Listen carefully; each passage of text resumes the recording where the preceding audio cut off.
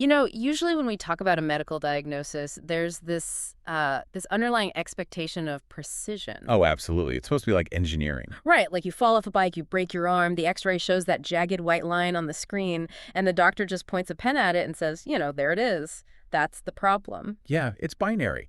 And it's comforting. We naturally gravitate toward things that are visible and categorizable. Easily definable. Exactly. Yeah. A broken bone is a localized problem with a localized solution. But then you step into the world of diagnosing an entire civilization, and you start looking at symptoms like widespread cultural decay or historical amnesia. The slow-motion collapse of institutions that have stood for centuries. Right, and suddenly that metaphorical x-ray machine is just completely useless. We are looking at a diagnostic landscape that is incredibly murky. It's so complex. Yeah, it's highly emotional, and the root causes are buried deep beneath layers of history and, well, human psychology. Which is pretty much the absolute definition of diagnostic muddy waters. Because when you are trying to figure out why a society is fracturing, you aren't looking for a single broken bone. You're looking at the entire nervous system, the cardiovascular system, and the psychological state of the patient, all at once. And that incredibly complex diagnostic landscape is exactly where we are heading today.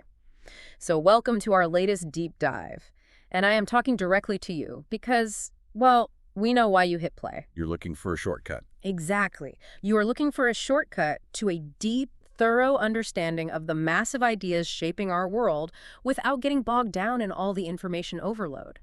You want to see the blueprints behind the arguments. And today's source material is an absolute behemoth of a cultural diagnosis. It really is. We are going to be pulling apart an extensive, highly philosophical, and frankly, very provocative interview with the former Australian Deputy Prime Minister John Anderson. Right. This was a sweeping conversation that recently took place on the Winston Marshall YouTube channel. And calling it sweeping might actually be an understatement. I mean, this is a massive critique of the current state of Western civilization. Yeah, we're going to be unpacking arguments regarding the loss of shared cultural narratives. The underlying and, often ignored fragility of democracy itself. And the downstream, tangible economic effects of what this discussion frames as profound moral and cultural failures. But before we jump into the deep end, though, we really need to establish a critical framework for how we are going to navigate this material. Yes, very important. Because this conversation touches on some of the most sensitive, highly charged topics in our modern discourse. It critiques the political left, it critiques the political right. It delves heavily into religion, secularism, the geopolitics of the Middle East, and the mechanics of cultural decay. So navigating that requires a very specific approach from us as your guides. Our role today is to be strictly, rigorously analytical. We are mapping the territory that Anderson lays out. We are examining the architecture of his arguments. Right. Testing the load-bearing walls of his philosophy and explaining the historical context he relies on. Our mission is to help you understand the why and the how of his perspective. We are not here to endorse his worldview. Nor are we here to condemn it. Exactly. We are simply exploring the ideas presented in the source material so you can evaluate them for yourself. We are the tour guides of the ideas, mapping the landmarks whether we personally prefer the architecture or not. Right. Okay, let's unpack this. The best place to start is with one of the most striking, kind of haunting metaphors in the entire discussion. It really sets the tone. It does. Anderson makes the case that civilizations do not necessarily die from external conquest. They end when they lose their story. The fundamental invisible glue that binds a disparate group of people together into a cohesive society. Exactly.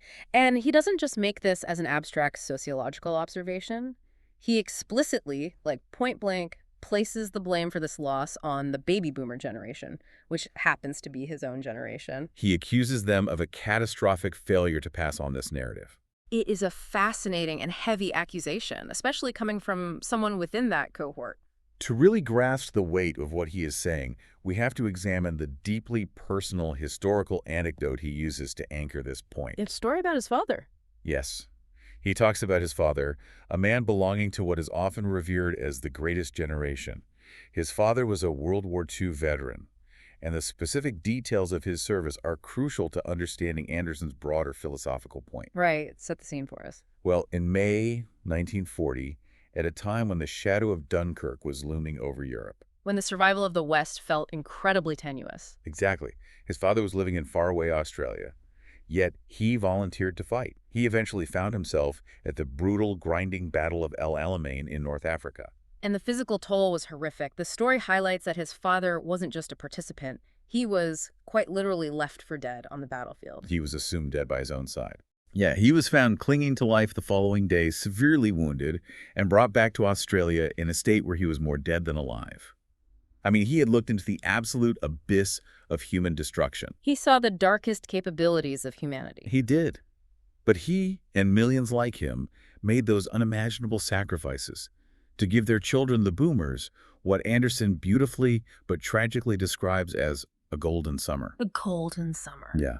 They built an astonishingly prosperous, comfortable, and peaceful world for their kids, a world where it was incredibly easy to assume that the good times were just the natural order of the universe. But here's the tragic twist in the tale, right? The hinge upon which Anderson's entire civilizational critique turns. Go ahead. His father fought for the civilization. He quite literally bled into the sand for it. But he seemingly took it for granted that the story of that civilization, the deep underlying values, the reasons why it was worth bleeding for, would just magically endure on its own. He didn't deeply analyze it out loud. And more importantly, he didn't explicitly explain the why to his children. He remained silent about the war and the reasons for it until right before he died. Now, Anderson acknowledges that this silence was born out of love. Right, it was meant to protect the children from the trauma and the horror. But he argues that, in the long run, this silence culturally impoverished the boomer generation. Taking that a step further, Anderson synthesizes this historical silence by borrowing a profound concept from the social critic and writer Os Guinness. Ah, yes, the cut flower society. Right. Guinness describes the modern West as a cut flower society. Think about the mechanics of that image. It's so vivid. You receive a bouquet of freshly cut flowers and place them in a beautiful crystal vase on your dining table. For a few days, maybe even a week, they look incredibly vibrant. They smell wonderful, they appear completely healthy and alive. But fundamentally, they have been severed from their root system. They're drawing on the absolute last remnants of water and stored energy, but they are already in the process of dying. Anderson is arguing that the boomer generation lived in the glorious bloom of the cut flower. You're right. They enjoyed the unprecedented peace, the economic booms, the cultural flourishing, but they failed to cultivate or even acknowledge the roots, the shared story, the historical struggles, the core values necessary to sustain the next generation. That cut flower image is incredibly potent. I was thinking about it like inheriting a massive, ultra-high-tech, custom-built mansion. Okay, I like this. So the previous owner, your parents' generation, built it with their bare hands. But they lost the blueprints. They didn't leave a maintenance manual. So when you move in, everything works perfectly. Exactly. The climate control is ideal. The lights turn on automatically. The security system hums in the background. You feel incredibly secure. But the minute the plumbing bursts behind a wall, or the electrical grid shorts out, you are completely helpless. You have absolutely no idea what is behind the drywall. you don't understand the foundational mechanics of the house you live in. So you possess absolutely no capacity to fix it. You just stand there watching the water ruin the floorboards. Which brings up a really vital question about human nature and historical cycles. Yeah.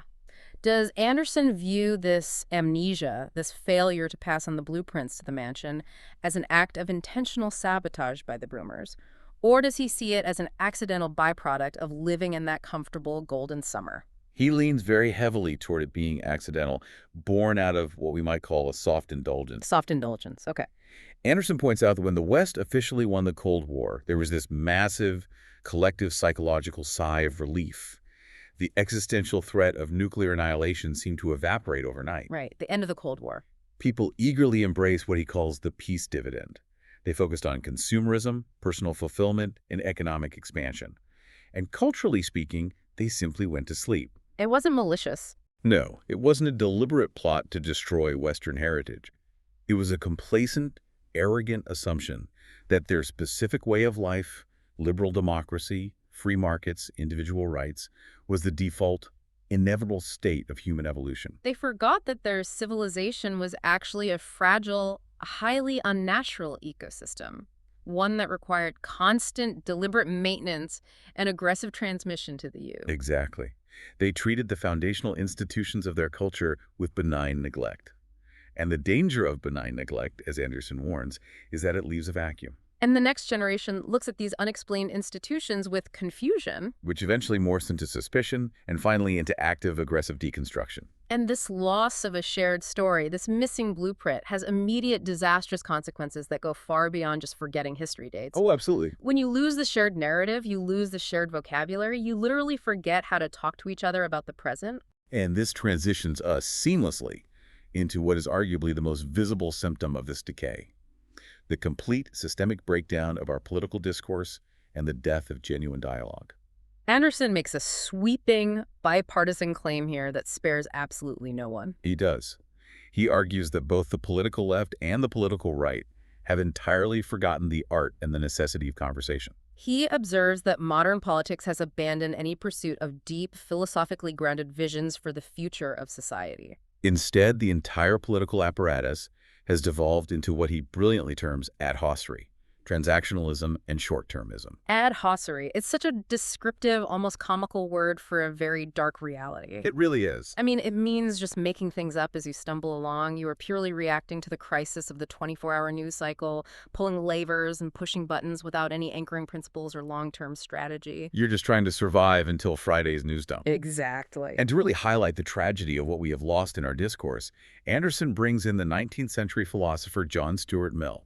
Okay. The specific concept he references is foundational to classical liberalism. Mill essentially argued that he who knows nothing of his opponent's arguments knows absolutely nothing of his own. Wow. In a healthy, functioning political ecosystem, you are required to understand the other side's perspective so intimately, so thoroughly, that you could effectively argue their points for them. You have to understand why they believe what they believe before you can dismantle it. Right, but look at the stark contrast between that classical ideal and our modern reality, which Anderson characterizes as an age of absolutism. We have shifted away from a framework of, I understand your policy, but I believe it will lead to negative outcomes. We have moved entirely to, if you dare to disagree with my worldview, you are not just factually wrong, you are a fundamentally bad person. You are a toxic threat to society that must be silenced. It's a complete moralization of every minor disagreement. And this brings us to one of the most profound philosophical anchors of the entire discussion, a concept originating from the Russian dissident and writer Alexander Solzhenitsyn. To give a bit of context for that, Solzhenitsyn spent years suffering in the Soviet Gulag system. He was surrounded by the absolute extremes of human cruelty. Yet his ultimate realization was not that the world is neatly divided into the evil Soviet guards on one side and the pure, innocent prisoners on the other. Right. Solzhenitsyn observed that the dividing line between good and evil does not run between different tribes or different economic classes or different political parties. It doesn't run down the aisle between the left and the right. The line between good and evil runs straight through the center of every single human heart. That is such a heavy, humbling concept. It completely strips away the comfort of self-righteousness. It means you can't just point your finger across the political aisle or across the national border and say, there are the bad guys. If we just eliminate them, the world will be a utopia. Because the capacity for profound evil, for cruelty, for tyranny exists within you, just as much as the capacity for good. But I want to pause here and inject some pushback, kind of channeling the interviewer, Winston Marshall. Yeah, please do. Because Winston brings up a really visceral, compelling counter-argument to this high-minded philosophy. He essentially says, look, this idea of shared humanity is beautiful in a classroom.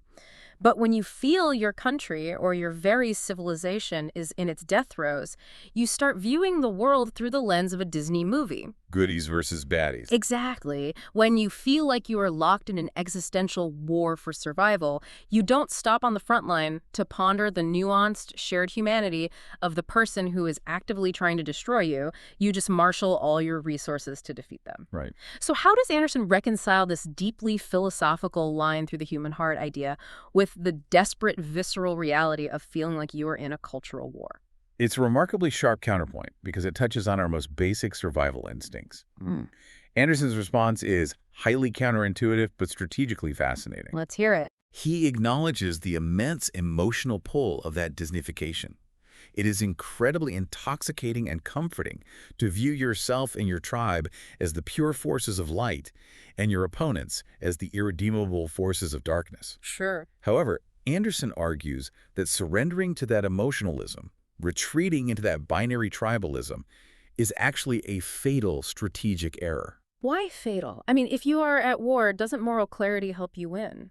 because it silences the exact mechanisms of debate and compromise that a complex society needs to survive. Ah. If you define the other person as purely evil, there is literally nothing to debate. You do not negotiate with evil. You seek to eradicate it. Right. If you view the opponent merely as a threat to be destroyed, you completely stop engaging with the realm of ideas. Anderson argues that even when you are fighting tooth and nail for the survival of your civilization, your ultimate guiding metric must remain focused on human flourishing. And that means flourishing for everyone, including the people you currently despise. If you abandon the hard-nosed Solzhenitsyn reality that we are all a messy, complex mix of good and flawed, you lose the ability to compromise. And in a massive, diverse society without the mechanism of compromise, the entire structural system fractures and collapses under its own weight. Which acts as a perfect, albeit terrifying, bridge to the next major pillar of his critique. Yeah. This dangerous tribalism, this growing inability to see the humanity in the political opponent, isn't just bad for our blood pressure. It represents a direct physical threat to our governing system. It forces us into a very harsh reality check about the nature of democracy itself. And this is perhaps where the source material challenges deeply held Western assumptions the most aggressively. We have a tendency to treat democracy as the inevitable endpoint of human political evolution. We assume that if you just remove a dictator, a flourishing democracy will naturally spring up like grass after a rainstorm. Anderson shatters that assumption. He argues that, historically speaking, democracy is not a norm. It is a massive aberration. An aberration. Yes. It is a highly fragile, incredibly rare construct that requires very specific conditions to survive.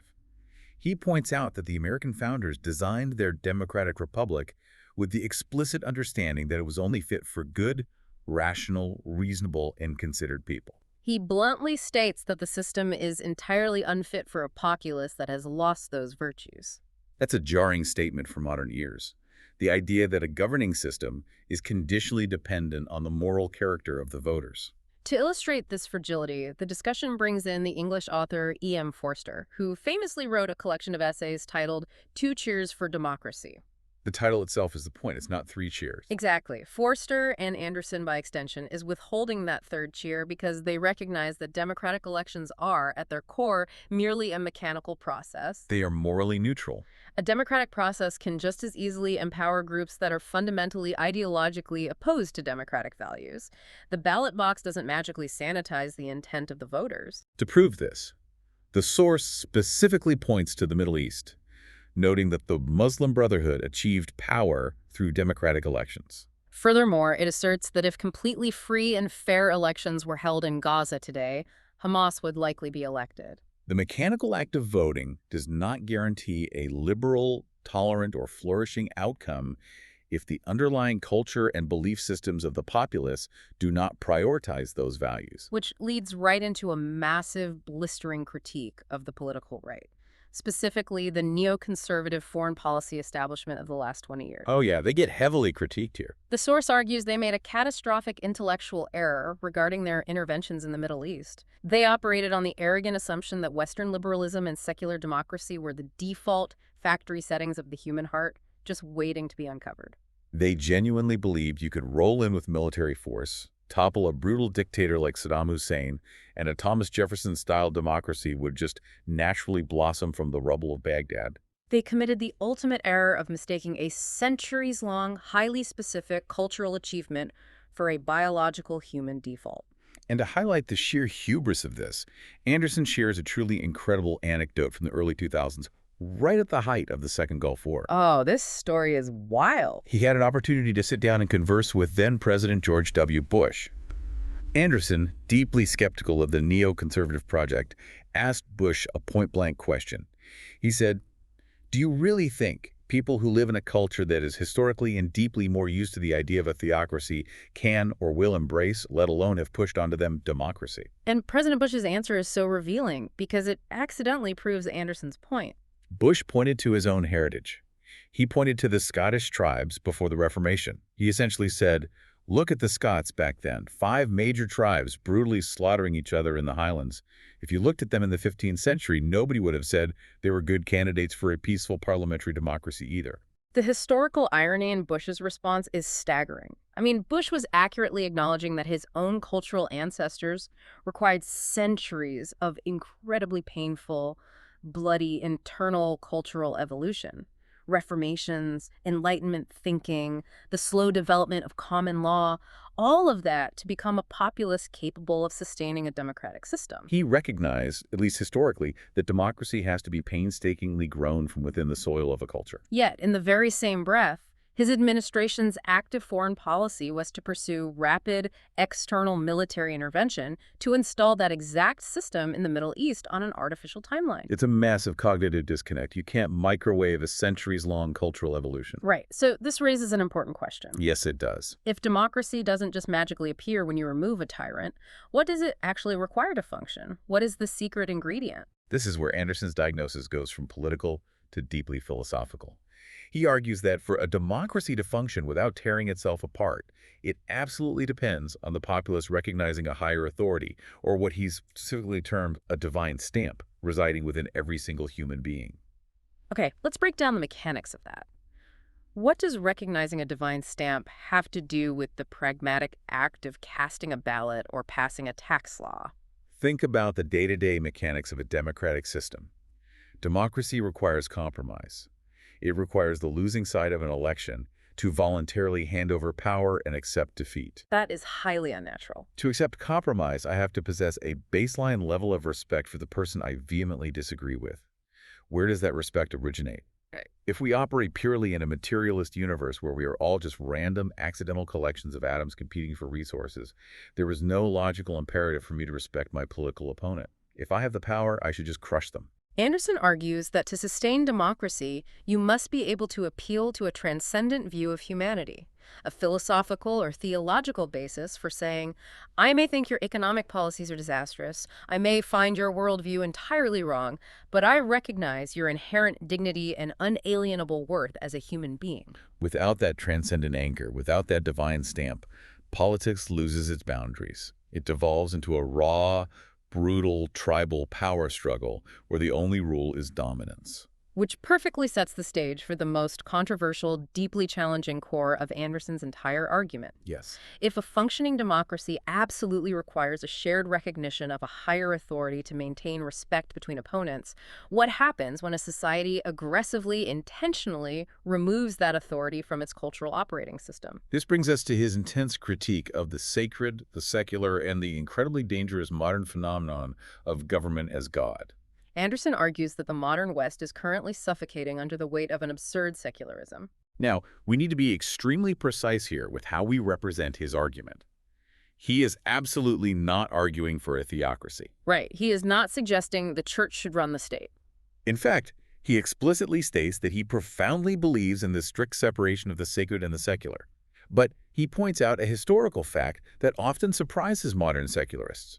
The very idea of separating church and state is not a product of the 18th century Enlightenment. It actually originated within the theology of the New Testament. Right. He references the famous biblical quote where Jesus says, "Render unto Caesar that which is Caesar's, and to God that which is God's." Let's add a layer to that because the historical context is crucial. In the ancient world, prior to this idea, the king and the god were almost always the same entity. The pharaoh was a god. The Roman emperor was deified. Religion and state power were completely fused.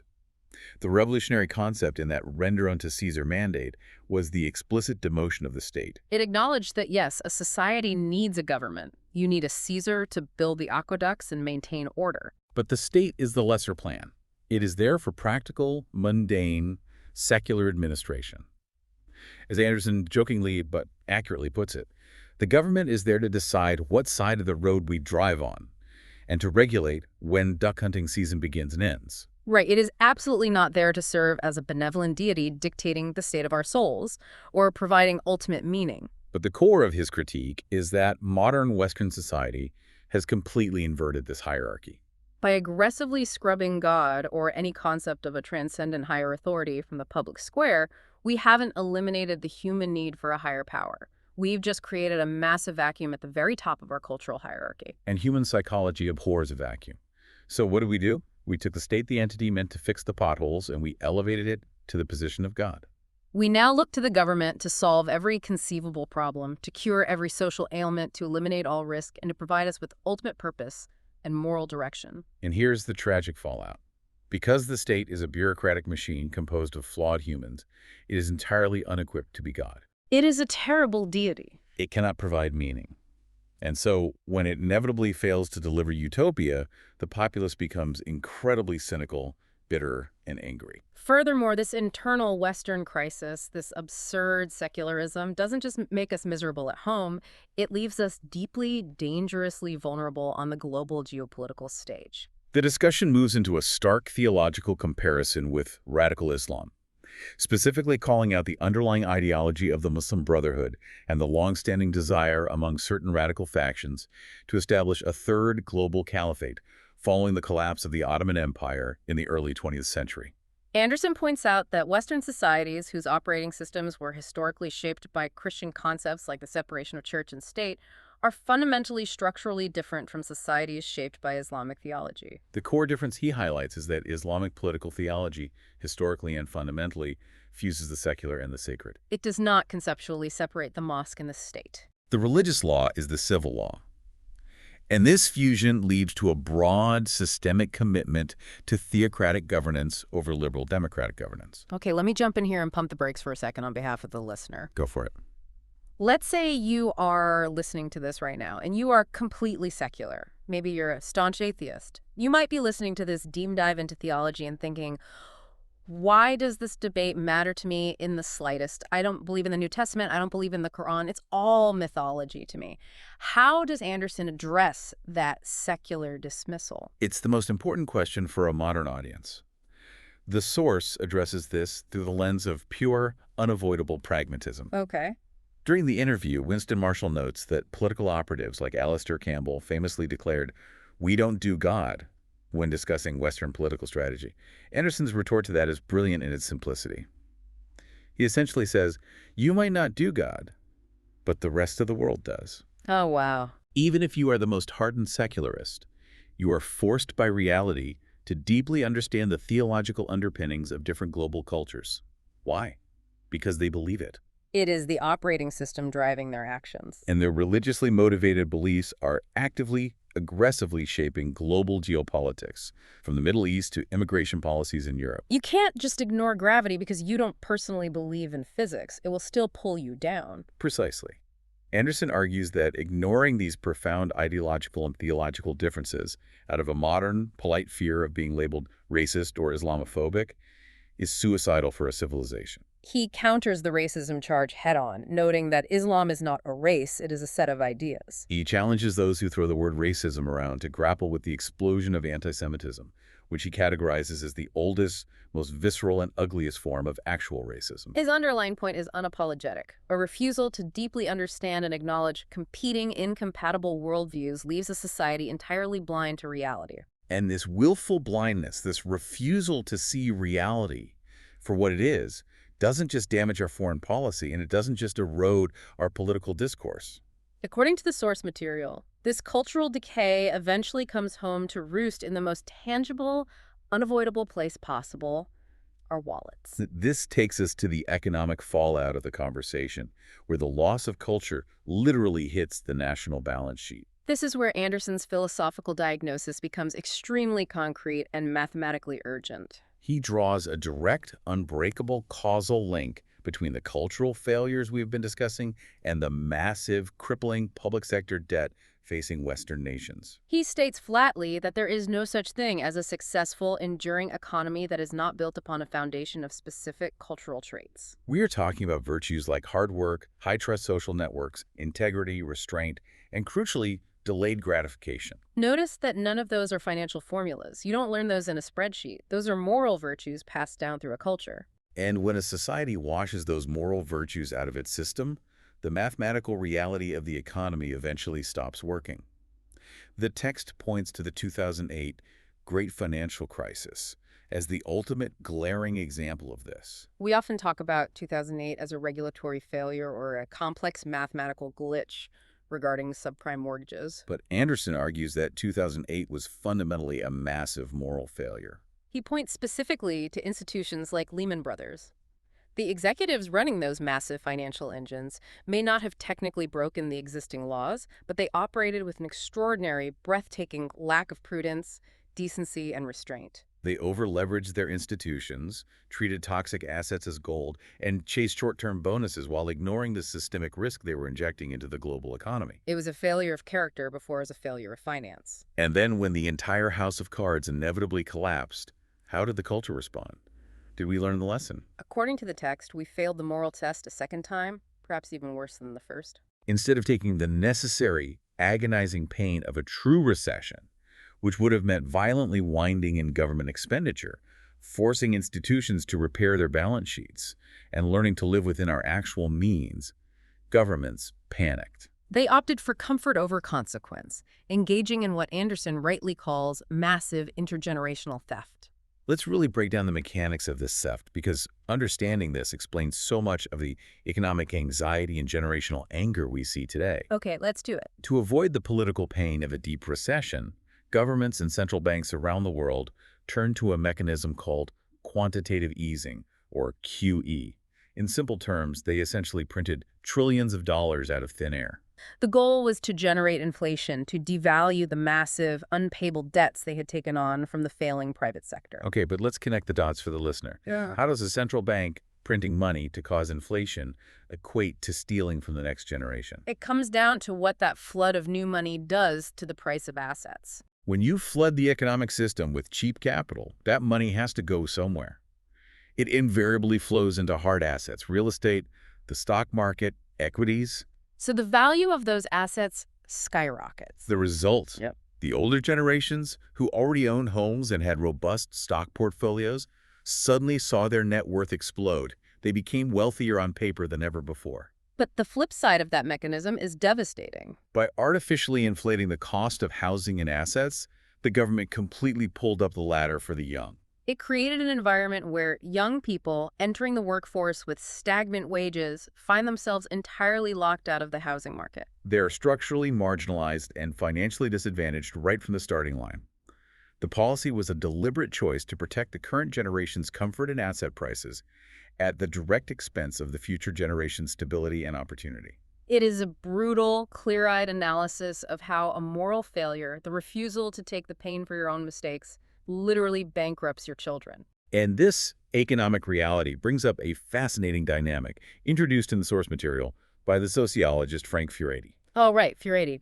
He suggests that the old political divides we rely on, left versus right, socialist versus capitalists, are mostly useless for understanding the current moment. He argues the new, genuine divide in our culture is between those who feel and emote versus those who look at facts, reality, and data. It's a divide between the people who feel like we are an infinitely rich country that can afford endless social programs and government spending because their intentions are good, versus the people who are looking at the hard math of slipping real wages, skyrocketing inflation, and insurmountable national debt. Though, to ensure we are representing the full scope of the conversation, it is absolutely worth noting Winston Marshall's pushback in the text here. Yeah, he makes a good point. He challenges the idea that emotionalism is strictly a left-wing phenomenon. He points out that it's not just the left that operates on feelings. The political right is also deeply, powerfully driven by emotion. They acutely feel the loss of their culture. They're highly emotional about metaphysical concepts like national identity, tradition, and heritage. Which is incredibly true. You look at any political rally on either side, and it is entirely driven by profound, tribal emotional reactions.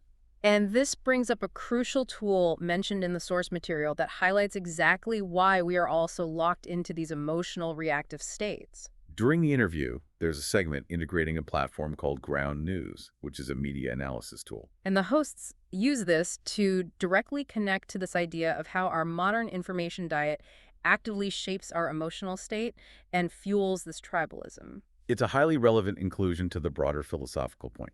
The discussion around media consumption points out that the modern algorithmic ecosystem doesn't just shape what stories you see.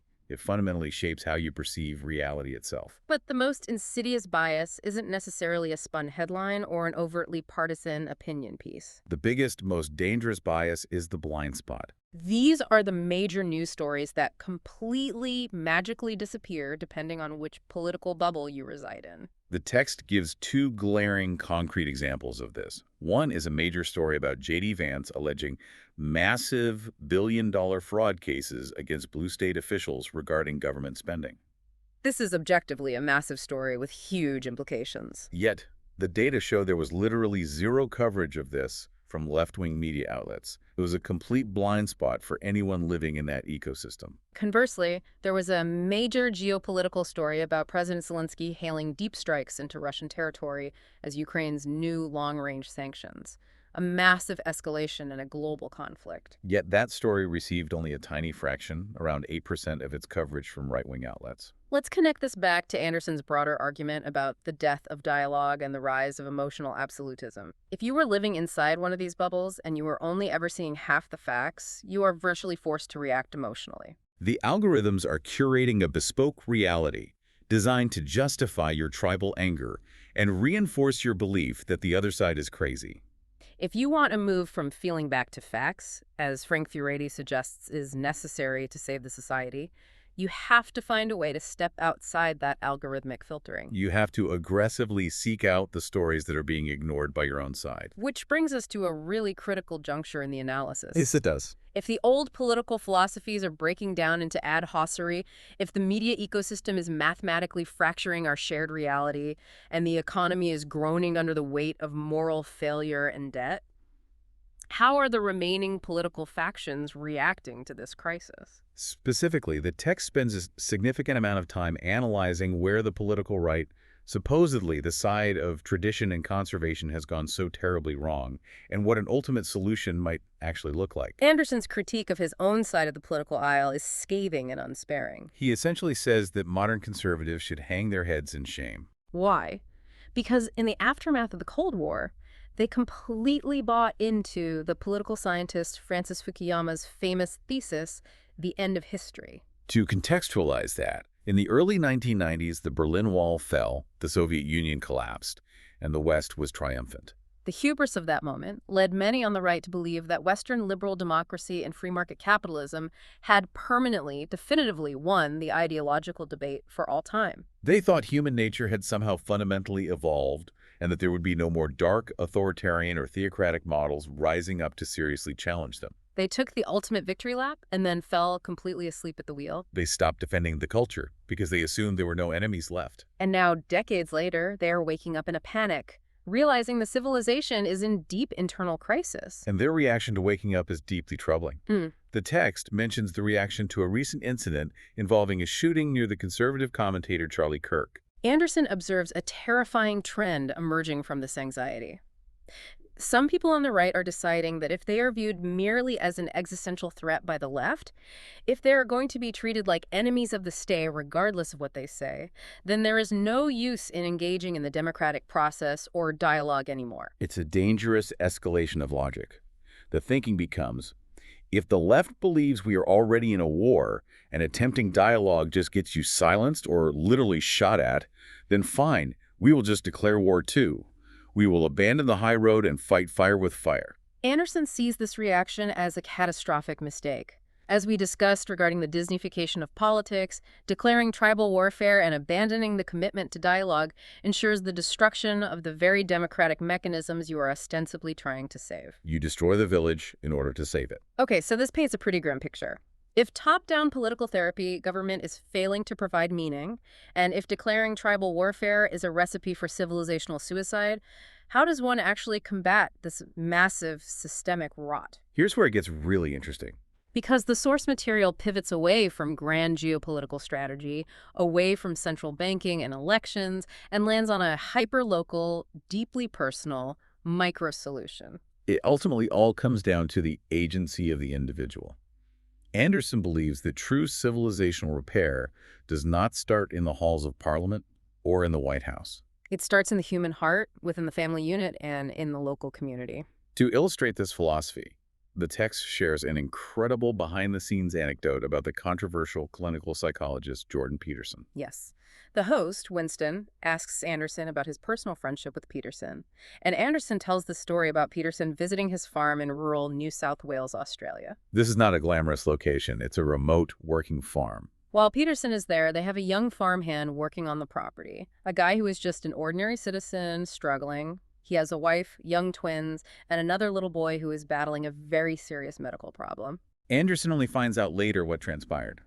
Peterson, who is an internationally famous figure whose time is incredibly valuable, was just there on a private visit. But he runs into this obscure young farm worker. And Peterson, tapping into his background as a clinical psychologist, spends hours with this young man, unpaid, unprompted, with no cameras rolling. He helped this father process the terrible medical reality facing his child. More importantly, he specifically pointed out the immense statistical strain such a medical crisis would put on the young man's marriage. He gave him practical clinical advice on how to navigate that trauma, how to communicate with his wife, and how to keep his family unit from disintegrating under the pressure. It's a stunning story because it flies in the face of how we usually think about changing the world.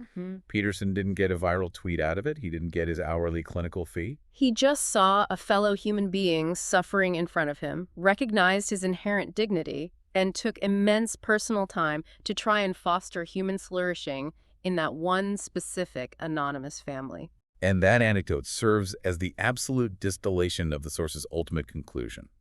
Systemic, top-down therapy government cannot save you. A politician cannot fix your soul, and a new tax policy cannot keep your marriage together. True civilizational restoration only happens when individuals accept the heavy burden of immense personal responsibility. It echoes Peterson's famous mandate to clean your room. The idea is that before you try to re-engineer the global economy or tear down the state, you must first accept responsibility for your own life. You must try to be a decent spouse, a good parent, a reliable neighbor. And critically, a message Anderson notes has resonated incredibly powerfully with a generation of young men who are constantly told by their culture that their very nature is toxic. You must realize that you have the capacity for immense good. That is where the real battleground lies. It's not ultimately at the ballot box, though that matters. The front line is the individual choosing to shoulder the heavy burden of responsibility rather than surrendering to the easy comfort of victimhood or tribal rage. Okay, let's take a deep breath and summarize this incredible, expansive journey we've been on today. We started with the silence of a World War II veteran, a silence that inadvertently contributed to a cut-flower society. We saw how the boomer generation enjoyed the bloom, but failed to pass on the foundational story, the blueprints of the West to their children. We traced how that lost narrative led directly to the death of dialogue, creating a political landscape where opponents are viewed as evil threats rather than fellow humans possessing a shared divine stamp. From there, we examined the terrifying fragility of democracy itself. We explored the reality that it is a historical aberration, a mechanism that requires deep cultural roots, a capacity for compromise, and the crucial acknowledgement of a higher authority to function properly. We looked at how the aggressive removal of that authority, the attempt to make government our god, leaves us deeply vulnerable to radically different, highly motivated ideologies that fuse the sacred and the secular. We also saw how this cultural and moral decay isn't just a matter for abstract philosophy seminars. It has brutal, real-world consequences. It directly fueled the moral failings of the 2008 financial crisis and the subsequent cynical intergenerational theft that has locked an entire generation of young people out of the economy. And finally, we saw that the answer to this crisis isn't more tribal warfare or waiting for a top-down government savior. The solution is individual responsibility. Counseling the farm boy, fixing your own life, taking care of your family, and refusing to let algorithmic bubbles blind you to the complex reality of the world. So if we connect all of this vast theory back to you listening right now, why does this matter to your daily life? It matters because tomorrow morning you're going to wake up, look at your phone, and read a headline. It might be about soaring inflation, it might be about a foreign policy disaster in the Middle East, or it might be the latest toxic outburst in a political debate. But after walking through this deep dive, you won't just see the surface text anymore. You can look beneath the anger and the noise and ask the crucial diagnostic question. What is the underlying cultural story driving this event? Are we witnessing the inevitable wilting of a cut flower? Or are we seeing someone desperately trying to water the roots? Exactly. You now possess a set of blueprints. You can read the structure of the house, even if the walls are starting to crack around you. But before we sign off, I want to leave you with one final provocative thought to mull over on your own time. A thought that builds on all this rich source material, but steps firmly into the reality of our immediate future. John Anderson makes a compelling, historically grounded argument that civilizations die when they lose their shared story.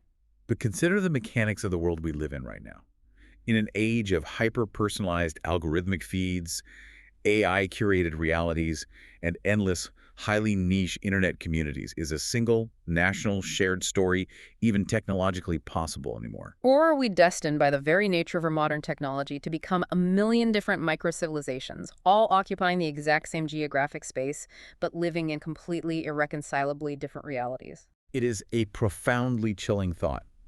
If the diagnostic X-ray machine is broken, as we established at the very beginning of this conversation, maybe it's not because the machine is faulty. Maybe it's because we aren't even looking at a single patient anymore.